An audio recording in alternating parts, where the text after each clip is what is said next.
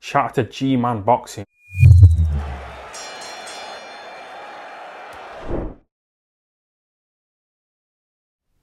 Alright people, review of the week time. Now this could go long because quite a bit actually did happen last week, but we really are going to spend most of our time talking about the card that happened last night, specifically, obviously, the main event, Anthony Joshua, Alexander Usyk. Before we really delve into this and we have a little review of it, have a look on screen just there real quick. As a buddy of mine, Jamie, that's his channel, Punch Perfect Boxing. I've been on as a guest. Boxing Wave's been on, Ade's been on, Chris Andre's been on. He's had us all on as guests in the past. Great little channel. As it stands, he's got about 990 subscribers. That's changed since then. Hopefully, if you guys would, please go over, give his channel a sub, have a look. If you like it, brilliant. If you don't, but at least give it a watch. You know, I think he makes great content. He's a great guy. I want to get him to 100, maybe someday, but I want to get him to 1,000 subs. You know, he's working really hard, and I just want to see him get over that line. So hopefully, if you could, go over, give him a sub. Now, we're gonna get into this. As I said, this could go long. These normally take about 20 minutes of talking, but this could go a lot longer than that. God knows. Right, let's talk about AJ Usyk. Let's start from the bottom and work our way up. So, first fight on the card, we had Florian Marku. Now, personally, I felt Marku won that fight. Now, I know I've given analysis of a lot of these fights, some I haven't, but we'll just go over it briefly because it's talked about the whole week in boxing. So, I gave my 2 cents on that. Now, Marku is a fighter I'm probably going to do a video on this week because he is very entertaining. Even when he boxes, he's an entertaining fighter. He's interesting to watch. I'm not sure where his ceiling is necessarily in terms of how far he can actually go, because there's a few little flaws there. Now, saying that, in his fight on the weekend against Prodan, he boxed better than I've ever seen him.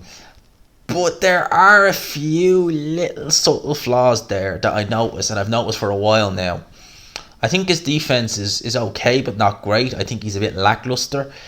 We definitely need to keep an eye on this guy. I wonder what level he's at. I remember when I saw him fight Jamie Stewart, that was on DAZN, and they made it out as though he was ready for a world level, like, you know, the Danny Garcias of the world. No, that's no. But he's definitely he's interesting. I would like to see him really step up the competition, maybe to kind of European level, or even someone like what's the guy's name, Michael McKinson, someone like that, just to kind of gauge where he's at, because I definitely see a lot of potential in him. Following on from that, bizarrely, we had Callum Smith. I say bizarrely because, like, last time out he was fighting Canelo in the main event, you know, in a world title unification. Now he's on, like, way down the card. But this was his debut at light heavyweight. Now, I didn't get a chance to really fully watch this fight. I didn't have time to do a review of it because things were kind of happening. My initial thought in that first round was, Callum Smith's not looking the best here. You know, he definitely looked more filled out than he did at super middleweight, but he's getting hit a bit. You know, Lennon Castillo, he's hitting Callum Smith. Obviously, that went pretty quickly in the second round when Callum Smith detonated a right hand on Castillo's chin, and that was a scary knockout. I haven't seen a knockout like that live in a while. You know, I actually honestly can't remember the last time I seen a knockout where the guy was, you know, spasming on the ground. I've seen guys literally out cold, you know, like Curtis Stevens when he fought Lemieux, where he wasn't spasming, he was just knocked unconscious, like literally unconscious. They stretchered him out. But I haven't seen one where someone's spasming in a while. I can't remember the last time I seen that, to be honest with you. That was the kind of scary knockout. Probably Ray Beltran when he fought was it on Lomachenko's undercard against Jason Sosa a few years ago. It's about 2017. I forget the guy's name, but he knocked him out in the second round, Ray Beltran, and that guy was spasming a bit on the ground. But that's probably the last time I seen one live. So it's always a scary sight when you see it. They didn't show a replay of the knockout, but it was a very good shot. It was a very good right hand. It was a very well-timed right hand by Callum Smith. So we'll need to watch this space. A lot of people are mentioning Dimitri Bivol potentially next. Callum will probably have a size advantage in that fight, but I believe the speed of Dimitri Bivol will cause Callum Smith fits.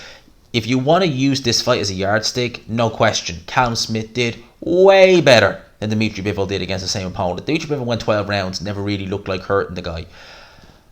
But different style altogether is Demetrius Bivol to Callum Smith. And I think the speed of Bivol will cause Smith some issues. It's going to be an interesting fight. It'd be a very interesting fight to see. Callum Smith at 175. I'm keeping my eyes on him, definitely. We have then, of course, after that, Campbell Hatton. I don't think I need to really talk about that because that rant I had, which is doing very good numbers at the minute. If you haven't seen that video, go and watch it. There it is on screen. It's doing very good numbers, so it is. I think I kind of summed it up pretty well in that video. What I will say the British Boxing Board of Control need to do, I have an idea why they use it, as in the referee scoring a fight which is non-title. I have an idea why they use it. It'd probably be because the UK do a lot of small hall shows. It will probably work out too expensive to pay judges, because if you go to a small hall show in the York Hall, unless it's, I think, even an area title fight, they don't do it. Unless it's an actual title fight, a major one, they don't tend to have judges. And I would imagine that the reason why they have the referee scoring the fights is because, like that, it just costs too much money to bring judges in for all the shows that, well, certainly in normal times when the British Boxing Board of Control are running the shows, there's shows every week up and down the country. It costs too much money to bring in, 3 judges for every fight. I can get that, but I don't think referees should be scoring fights personally. I think even if it was a lone judge, I still think that's better than having an acting referee. I would say Rob Smith, I'd love him to watch this video, but Rob Smith is an absolute thumbs down emoji who has nothing but contempt for the fans. He really doesn't. With the main guys he has, your Terry O'Connors, Howard Fosters, they ain't going anywhere anytime soon.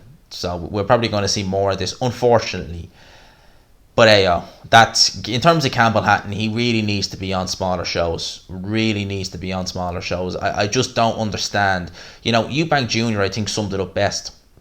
He said that he was compared to his dad straight away, which he was, but he was fighting on Channel 5, on small Mick Hennessy shows, not on these pay-per-view cards on Sky, not at Fight Camp on DAZN. Different story altogether for Eubank Jr. So, look, as I said in that video, I've nothing against the kid personally, but he's 20 years old. What was wrong with keeping him amateur for a little bit longer? It's not like he's going to be worried about, running out of time in terms of peak career. He could go amateur for another 3 years and still have plenty of time, still be seen as quite young, in the pro game. So there was that. Co-main event, Lawrence Okolie versus, I can't remember the guy's name now, but he was a Montenegro cruiserweight. There are not too many of them. And yeah, look, I like Lawrence Okolie. I think he's an excellent fighter, very improved, but he really wasn't in there with much. There's not a lot to say about it because he really just wasn't in there with much. The guy was looking for a way out in the second round. So happy with Lawrence Okolie's performance, happy with the improvements under Shane McGuigan. I think Shane McGuigan's done excellent work for Okolie, but his opponent really wasn't great. I think he was a mandatory as well, which is, it's one of them, you never know, all the sanction bodies do it. WBO, IBF are very bad for doing it, where they just get these mandatories out of nowhere, and some of them really are just, you're thinking like, how did you get him? How are you ahead of better guys, in your respective division in that ranking? How are you ahead of these guys? How did you get this mandatory shot? I don't know, no idea. AJ Usyk. I had a chance to watch it again this morning. I watched it with the Sky commentary because I actually watched the DAZN feed. Well, actually, technically, I watched it on the DAZN feed, but I didn't really listen to the commentary. I had Mark, shout out to him, doing the commentary on his stream, his live commentary, which was brilliant because he was only a few seconds behind, so I was pretty much getting everything. And it was excellent, actually. Fair big up to Mark. But I watched it with Sky commentary. They were very impartial, I found. I didn't find them to be one-sided towards AJ. They scored the fight. Andy Clark scored it, as I did. Changes need to be made with Anthony Joshua. Serious changes. Now, I have a thumbnail ready for this video, so I don't want to go in too much on it because I don't really want to be repeating myself, because I'll say what I want to say in this video, and I haven't recorded the other one yet, and I'll pretty much say the exact same thing, so I don't want to do that. But changes need to be made in his team. If he wants to give himself any chance of winning a rematch, changes need to be made, and I don't think there's enough. See, the Ruiz fight was different. I had a different feeling about that when AJ lost it. If you want to go back and watch any of the videos I was doing at the time, alright, they're still here. I said, after the Ruiz fight, after the first fight, he'll win the rematch. Because he knows how to beat Andy Ruiz. He got caught. It happens. But the blueprint is there how to beat Andy Ruiz. AJ knows what he needs to do. With Usyk, it wasn't like that. Usyk was just better. Stylistically, I think Usyk is a nightmare for AJ. I think that AJ, even if AJ was to change it up a bit and just try and apply pressure and try and, take it to Usyk, I still think Usyk would come out on top in that. I think Usyk would actually probably be happier with that because it's an inviting target for Usyk. Can AJ keep up that tempo? I don't think he can. He looked fairly shattered at the end of 12 rounds. It's one of these fights where I really am struggling to see how AJ can improve in the rematch, and how Usyk I'm sure can improve. Usyk will have worked out AJ so much over those 12 rounds that I'm sure if AJ even changes it up slightly, Usyk will be able to adapt. So it was a great fight. It was a weird one because I'll tell you this: the card in Leeds, on paper, that looked quite good, and I personally felt the card wasn't great. Just in my opinion, I didn't feel the card was particularly strong. On paper, it looked stronger than it was. Now, this card, I didn't think was good at all on paper, but it was very entertaining to watch. I have to say, it was genuinely, I enjoyed watching it. I was lucky with my way of watching. It didn't chop at all, thank God. But no, I was very happy with this card, I have to say now. So it's a weird one. I mean, I guess we look at cards and we really kind of shut them down. I mean, I didn't find this card bad at all. I quite enjoyed it, I have to say. Saw some knockouts, saw a robbery, which I don't like to see, but I seen it. And I saw an absolute brilliant display in the main event, and a great fight. A fight that didn't need any knockdowns because it was very entertaining. So I was actually quite pleased with this show. I really was. And more of the same, please, because I'd like that. It was very good. Now, we've got that all out of the way. Like I said, I don't want to go in too much on Anthony Joshua versus Alexander Usyk. Aftermath, what he's changed. For the simple reason, I want to make a separate video on it. I don't want to repeat myself. But let's talk about some of the goings on during the week. The Triple G versus Riyad Murata is reportedly agreed for December 28th, apparently in Japan. That is a good little scrap. I think that's an entertaining fight. I thought Triple G looked a hell of a lot better last time out against Sazmik, I think is how you pronounce the guy's name, the Polish fighter who got stopped by Munguia.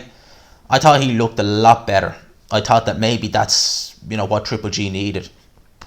He needed a bit of a break. He needed to just reassess, just get back into the groove, and I thought he looked very good. I really did. Having said that, he is still getting up there in years. I mean, I thought Triple G was showing signs of wear and tear 4 years ago when he fought Canelo the first time. So add 4 years onto that, tough fight against Canelo, very tough fight against Derevyanchenko, not exactly the most straightforward fight against Steve Rolls. So for me, Triple G has been definitely looking a little bit worse for the wear. So I suspect that Murata has a better chance in this fight than he would if he had fought Triple G in 2016, 2017. So I think that's going to be a great fight. Both guys are both guys are going to come forward. Both guys are going to meet in the ring. And I think that fight's going to be excellent, actually. I really do. I think that fight's going to be excellent to watch. Alan Babbage. Now this really is not good news. Ah, boy. Alan Babbage is going to fight on the Dillian White Otto Wallen undercard. Now, I'm not surprised about that. I expected him to. I like Alan Babbage. He is very, very fun to watch. I really, truly enjoy watching him. He's fighting Lucas Brown. Yeah. Oh, boy. Lucas Brown fought Dillian White 3 years ago. 3.5 years ago by the time this fight goes on. He looked terrible. He looked absolutely terrible in that fight. Horrific. He's looked even worse lately. Paul Gannon, former rugby player, stopped Lucas Brown in a round. Why? What? I just don't understand, the point of this fight. It's a name, but an absolutely shot to pieces Lucas Brown. Boxing Squared, it was a very good channel, by the way. He covers heavyweights. I remember him saying after Lucas Brown fought Gannon that Lucas Brown is basically a journeyman without the record. And I agree, he is. Like, the guy has no punch resistance. Like, when I say slow, I remember watching that Paul Gannon fight, and I genuinely thought something was wrong with my phone. And I mean, I'm not saying this as, jokingly. I literally thought something was wrong with the phone, because it looked like, well, both fighters, to be fair, were in slow motion. I thought, like, is it the internet connection is down that's making it? And I was like, no, that's actually their speed. I was like, that's legit how fast they're going. He is, I mean, it's slow. Oh boy. I mean, oh Jesus Christ. I don't even know how. Like, I'm sure even... Yeah, I'm not going to go there, but he is as slow as molasses. So Alan Babbage is going to that's a first round knockout written all over it. So, terrible fight. Really terrible fight. It's just the name. They'll just be able to say he beat a former heavyweight champion. He was regular heavyweight champion with the WBA. That Shigaev performance. At the time, I thought he was set up. But to see the level he was at in that Shigaev fight, and to see the level he regressed to so quickly, it is making me think maybe it was just coincidence that, Shigaev happened to be in Grozny, the president of Chechnya, who's his friend, was there, and he tested positive in Chechnya. But having seen how much performance has dropped since then, very quickly, it kind of makes you think maybe he wasn't actually set up. Now, Frank Warren has stated, and this is actually a bit of good news that went under the radar, that Anthony Yarde, Lyndon Arthurs, that fight was dead in the water a couple of weeks ago. It now looks like we're good to go. Like, that fight is actually back on. So, again, happy. I like that fight. Lyndon Arthurs versus Anthony Yarde in the rematch. I really hope to God that they get this fight over the line. It was meant to happen in October. It ain't going to happen in October. It's probably going to happen December, I would imagine. December, November, a bit like last year. God knows what the hold-up was. Maybe it was to do with money. You wouldn't know with Frank Warren, to be honest with you. You really wouldn't. But if Frank Warren's saying that fight's good to go now, I'm happy to see that, because I like both fighters. I think Anthony Yarde wins that fight, though, I should say. Anthony Joshua, before his fight, there's plenty of things he said in the build-up to this Usyk fight, but one interesting one is he's actually predicting Deontay Wilder to KO Tyson Fury in their trilogy, which I find very interesting. So maybe that's wishful thinking from Anthony Joshua, because AJ's probably thinking, Fury, you messed us all around. I could have had... I'm sure at the time when he said, he probably thought I would have beat Usyk, but I could have got this Usyk fight out of the way longer. I could have done this, could have done that. But you held me up. You held me up. So I wonder if he's just saying that as wishful thinking. I do think Deontay Wilder versus Fury, it's going to be more competitive than the rematch, certainly. I'm thinking this fight's going the distance. Wilder Fury. I think it's going the distance. We had Canelo Plant press conference. That was something else, so it was. It really was. That was fun to watch. It really was. Canelo Plant press conference. I've said it once, I'll say it again. If I'm wrong, I'm wrong. I will come out and say it, but I don't think I will be. I think that Canelo is going to lift Caleb Plant clean off the ground. I think that this is trying to offset Canelo, get him unsettled, because normally there haven't really been many press conferences lately, but Triple G kind of riled him up a bit at the press conference a couple of years, but you don't normally tend to see it at, Canelo press conference. Normally, like, the most of the fighters are actually delighted, a bit like Klitschko. Thank you, all my family are going to eat thanks to you, so thank you for this, but Caleb Plant really trying to rile Canelo up. It may work out, it may come back to backfire, only time will tell. But this is one that I'm really, maybe this even deserves a WTF is happening, or a WTF is the deal. Demetrius Andrade is reportedly set to defend his WBO middleweight world title. Now, that's all well and good, on November 20th against Jay Quigley, of all people. Jesus Christ. Are you kidding me? Jay Quigley, who went life and death with Shane Mosley Jr., who quit against Terrio Johnson. This Jay Quigley. No way. I won't accept that. Demetrius Andrade, I've always, and sometimes some people have said, you're a bit too, complimentary to Demetrius Andrade. I rate his skill, but god damn it, he is fight. Liam Williams is his best win. Am I wrong? Could you say Vanis Martirosyan? Maybe. Liam Williams. You want the Canelo fight. You're fighting Jay Quigley.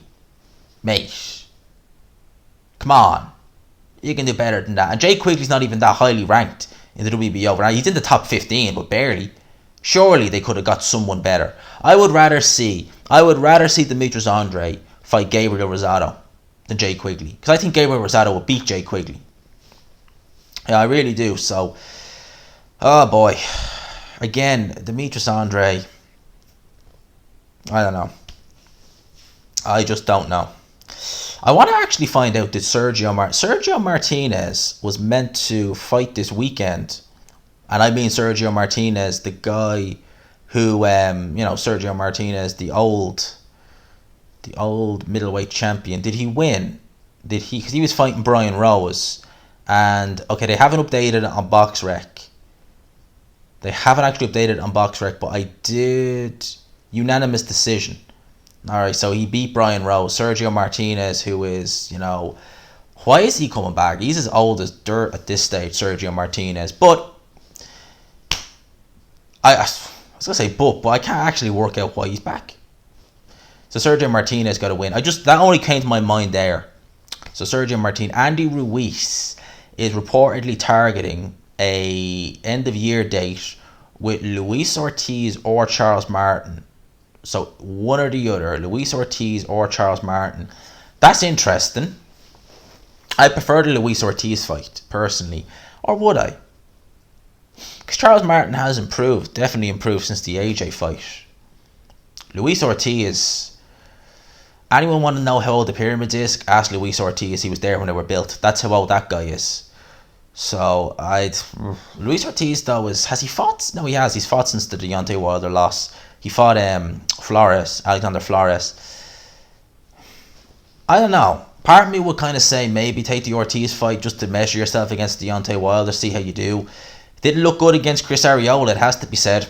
It really has to be. He did not look good against Chris Arreola, so that's interesting, alright. But Andy Ruiz, we'll see how he gets on when he's under Eddie Reynoso. He's keeping himself he's keeping the weight down by his standards. In shape would imply that he's, leaner. He's definitely still fleshy, very fleshy.